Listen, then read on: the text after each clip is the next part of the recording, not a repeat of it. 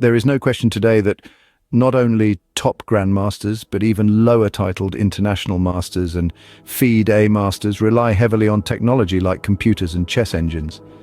Even top Grandmaster like Wesley So, during an interview, after giving his comments on the position, said, "Let's see what the engine has to say about this move." Of course, in this era where information is power, it's only logical to use every available resource to gain an edge.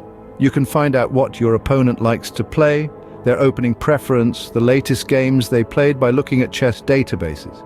By using tools like Chessbase, you can find out statistics of what variations are popular, the statistics of win rates using certain lines, and much more. On the other hand, there is the other group that don't rely so much on engines and computers.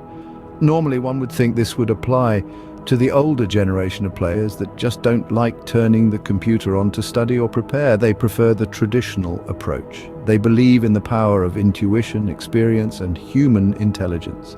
However, even youngsters like Gukesh surprisingly rely very little on computers. He doesn't even use a PC at home. He has said before he rather think on his own rather than turning on the laptop. This group of people argue that technology, while useful, should not replace the human element in chess. The unpredictability, the creative strategies, and the thrill of the human mind pitted against another, these, they say, are the true essence of chess. It's a small group, but this divide is an interesting dynamic in the world of chess. The tech-savvy Grandmasters, with their cutting-edge software, can analyze countless games in a fraction of the time it would take a human. They can spot patterns, learn from their mistakes, and adapt their strategies based on data-driven insights. However, their reliance on technology can also be a double-edged sword. Some would argue that creativity is stifled with computers. Studying becomes arduous and painstaking. Had computers existed in the 60s, the beauty of Mikhail Tal, the magician from Riga, many of his sacrifices can be proven dubious with chess engines, and that would be sad.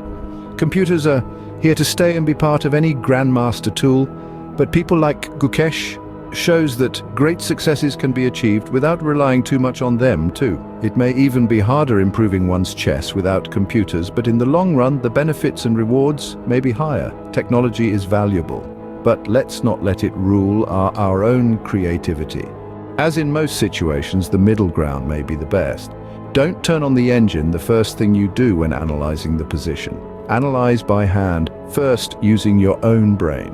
Use the engine only at the end to check the lines analyzed. It's easy to give this advice, but it is something hard to do. Tell me what you think in the comments section.